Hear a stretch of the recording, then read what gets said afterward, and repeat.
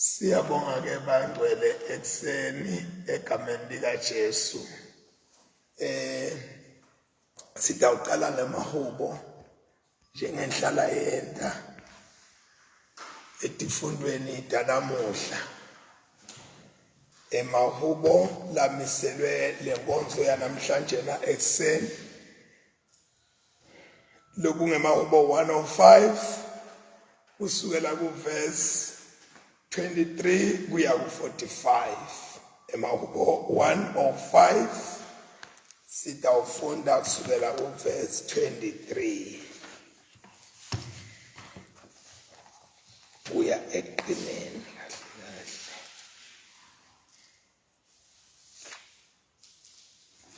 Yes. Israeli wase uyefika eGibhithe. Jakobe wakhonta eveni lakaHamu. Simakadze wasanzisa kakhulu sive sakhe.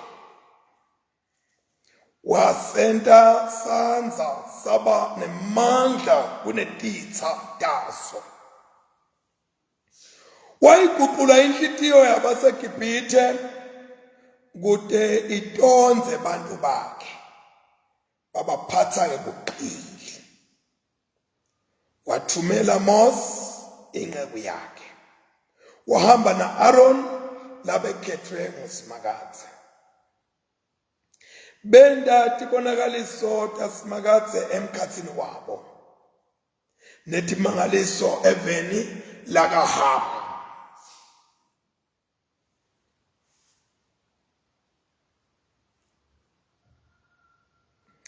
Wathumela abumnyama wenda live labamnyama kepha bamelana nemavi akhe. Waguqula emanti abo abayingati.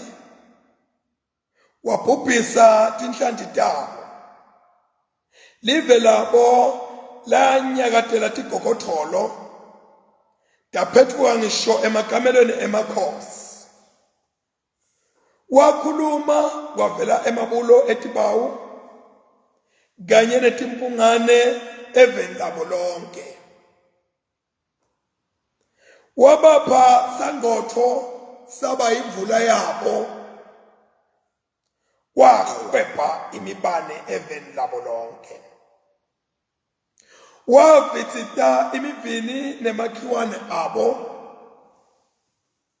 Washaya netihlahla eveni labo. Wakhuluma wavela sikhonyana. Wavela inkasa lengeke ibaleke. Wadla yonke into lemilako eveni. Waqeda sithelo semhlaba emasimini abo. Wabulala onke ematibulo abo eveni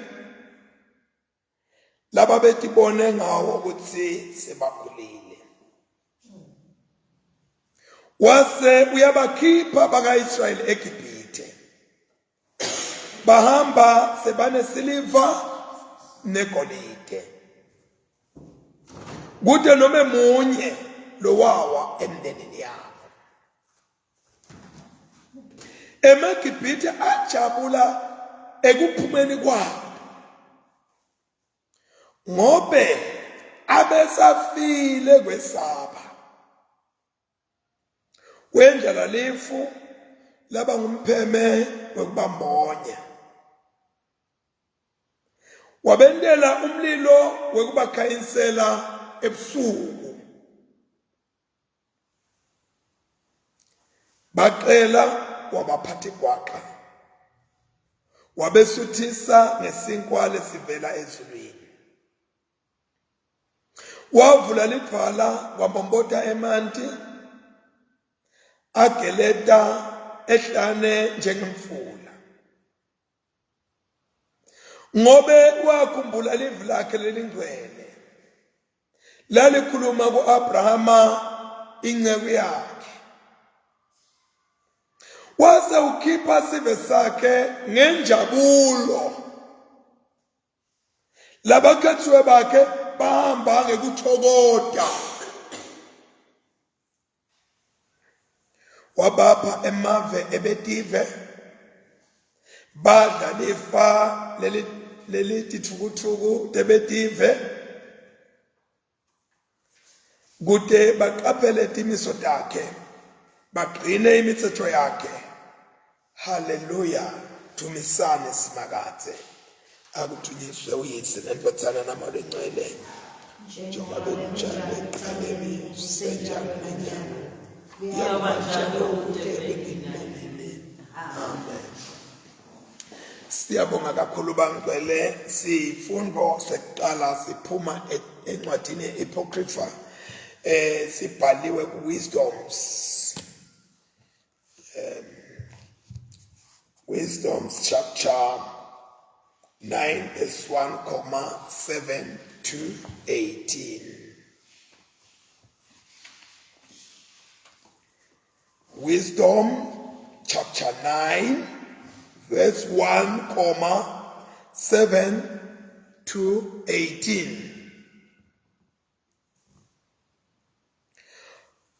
God of our ancestors, Lord of mercy, who by your word have made all things. You yourself have chosen me to be king over your people, to be judge of your sons and daughters. You have bidden me build a temple on your holy mountain,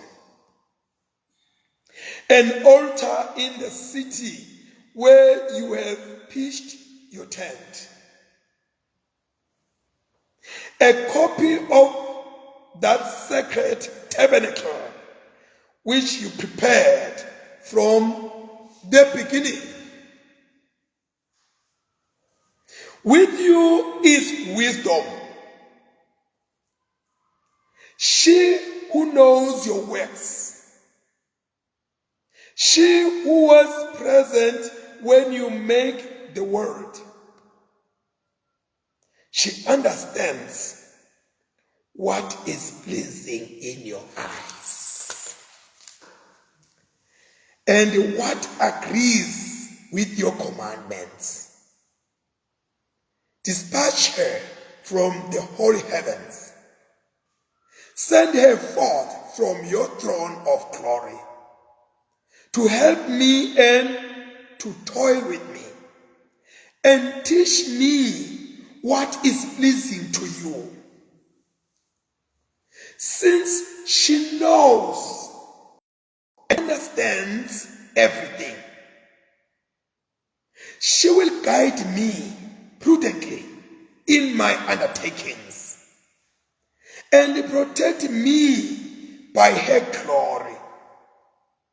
Then all I do will be acceptable. I shall govern your people justly and shall be worthy of my Father's throne. What man indeed can know the intentions of God? Who can divine the will of God? The reasonings of mortals are unsure, and our intentions unstable. For a perishable body presses down the soul, and this tent of clay weighs down the teeming mind. It is hard enough for us to work out what is on earth, laborious to know what lies within our reach. Who then can discover what is in the heavens?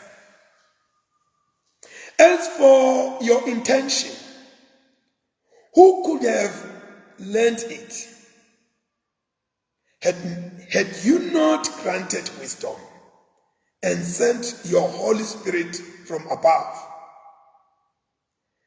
Thus have the path of those on earth been straightened, and men been taught what pleases you, and served by wisdom. Here ends the first scripture reading. The second scripture reading is from the New Testament, written in the letter to the Colossians, chapter 3 verse 18 through chapter 4 verse 18. Kubase Kolose sahluko 3 verse 18 sendlule siyomiswa verse 18 wa chapter 4 kule ncwadi lebhalwe yabhalelwa abaseKolose.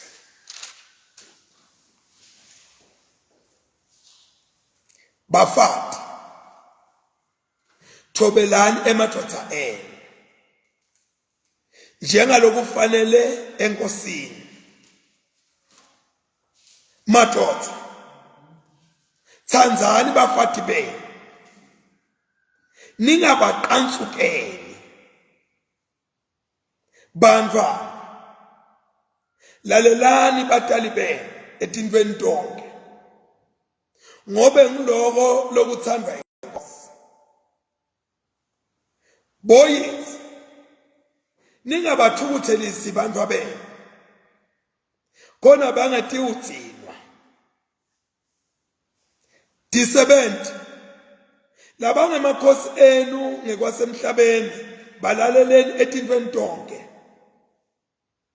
Ningamane nithenge emehlo njengalabajabulisa abantu, kodwa yesabani inkosi ngebuqotho benhliziyo. Konke leni kwendako kwenteni ngenhliziyo, kube sengathi nentela inkosi, hayi bantu. Khumbulani ukuthi nikhonda inkosi, nathi ukuthi niyawemukeliswa umvuzo welifa kuKristu. Ngobe lowo lowenta lokungakalungi uyawemukela lokungakalungi lakwentini. Ngobe kuyawube kungakhethwa bala la muntu. Makhosi, tiphathani kahle nangalokulungile tisebentiteni. Nikhumbule ukuthi nani ninenkosi lesezulwini. Qiniselani ekuthandazeni, nilinze kuko ngekubonga. Nisikhulekele nathi kuNkulunkulu ukuthi asinike emathuba ekushumayela livi lakhe, sitakwazi ukukhuluma imfihlakalo yaKristu, mine lengisiboshwa ngenxa yayo. Ninginxusele kuze ngiyibonakalise ngalokuphelele njengobe ngifanele.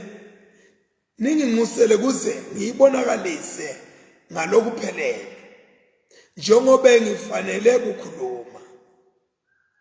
Tiphatheni ngekuhlakanipha nanisemkhatsini webantu labangakholwa. Bambisisani isikhathi, niwasebenzise kahle emathuba leninawo. Ukukhuluma kwenu akube nemusa ngaso sonke isikhathi. Nikunanzise njengeluswayi ekudleni, khona nite ukwadi lenifanele kubaphendula ngabo bantu. Tychicus, umzalwane lothandekako nalosikhonde lesithembekile lesiyinceku kanye nami enkosini utanathisa konke ngami. Ngimthumele kini ukuthi anathise ukuthi thina siphila njani. Athutute netinhlitiyo tenu. Utawube ahamba na Onesimuse, umzalwane lomunye lowethembekako nalothandekako. Yena ke ungulomunye wenu. Batani landzisa ke ngako konke lokwenteka ngalapha. Uyanihambisa Aristarchus losikhonti kanye nami. Namakho umzalwane umzala waBarnabas. Lena tshelwa ngaye nake fika lapho kini nibomemukela. Uyanihambisa na Jesu lo atiwa ngekuthi nguJustus. Labo ke ngibo bodwa lababe kusoka labasebentela umbuso waNkulunkulu kanye nami. Sebayinduduzo lenkulu kini. Uyanihambisa na Epaphras lo ngulomunye wakini, inceku yaKristu Jesu. Lonilwela ngaso sonke isikhathi emkhulekweni kuze nime niphelele nisime ekwenteni intsandvo yaNkulunkulu. Nami ngingufakazi wakhe wekuthi uyanisebentela nine kakhulu kanye nebase Laodicea nebase Hierapolis naLuka longudokotela lothandekako kanye naDemas bayanihambisa kakhulu. Ngikhonteleni nami kubazalwane laba baseLaodicea naku Nimfasi nasebandleni lelihlanganela endlini yakhe. Nangabe lencwadi seniyifundile nibafundzisa nebaseLaodicea, nani niyifunze lena lephuma eLaodicea. Nitshele Akhipho nithi qaphela ufeza lowo msebenzi lo wawemukela enkosini. Nako ke ukhonta kwami ngesandla sami mina Pawula. Nikhumbule ukuthi mina ngisaboshiwe, umusa awube nani. Siphela lapha sifundo sesibili. Ngiyacela bazalwane si affirm our faith through the Apostolic Creed. Ngiyakholwa kuNkulunkulu isesomandla, umdali welizulu nemhlaba.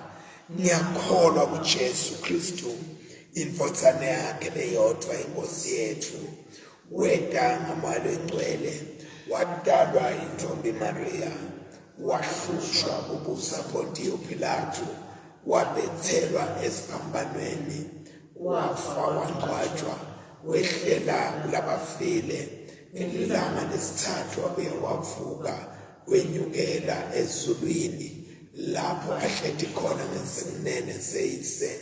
Utawubuya takwedlulela labaphilako nalabafile. Ngiyakholwa kumoya longcwele nasebandleni lengcwele eKatolika nasenhlanganweni yalabangcwele, ukuthethelelwa kwetono, uvuka kwemtimba nekuphila kwanini nanini. Amen. Asithandaze. Ngosisihawukele Ngosisihawukele Baba wethu losezulwini, alinceliswe ligama lakho, umbuso wakho kawude, intsandvo yakho yentwe emhlabeni njengasezulwini. Siphe lamuhla kudla kwethu kwemalanga onke, sithethelele etono tethu njengoba nathi sibathethelela labazonabo, ungasingenise kulingweni wakusisindise kulokubi ngobe umbuso wakho nemandla nebukhosi kude kube nini na nini. Amen. Nkosi bonakalisa sawu sakho kithi. Nkosi banemusa evela kithi. Bambese ngekulunga abapristi bakho. Nkosi yenda ukuthi indlela takho tatiwe emhlabeni. Baphe abantu bakho sibuso sekuthula. uNkulunkulu uhlambulula inhliziyo zethu. Gracious God, your Son revealed the meaning of love. Increase in us that same love, that all may know we are your disciples, through Jesus Christ our Lord, who lives and reigns with you and the Holy Spirit, one God forever and ever. Amen. Ngicela kusho ukuthi lo lesimkhumbula namhlanje Dustin Archbishop Canterbury itasita inkosikazi uMshumayeli nasekakhona ngesikhathi sakhe siqhubeke nemthandazo. uNkulunkulu lokuvela kuwe kuthula lo ngumthando ovumelana. Kwathi wena kukuphila lokuphakathi khona wena kukubusa impela. Sivikele thina abantu bakho labathobekile kulaba impikithi basihlasela. Kuthi thine lezi sembele kuwe singawesabe amandla etitha kithi ngenxa yamandla kaJesu Kristu lakithi. Amen. Babe somandla lokhona nini na nini usiphephisile sathe safike eqaleni kwalolunye usuku. Sivikele ngemandla akho lamakhulu kuthe sikhululwe ekoneni konke siphephe tingodini tonke usiqondise ukuthi sende kuphela lokho lokuhle emehlweni akho ngaJesu Kristu inkosi yethu. Amen. Siyabonga kakhulu bangcwele kulesikhathi lesi sitawuphoza sivumele umnakethu Magongo edenga phambili atokwenta umsebenzi kuNkulunkulu.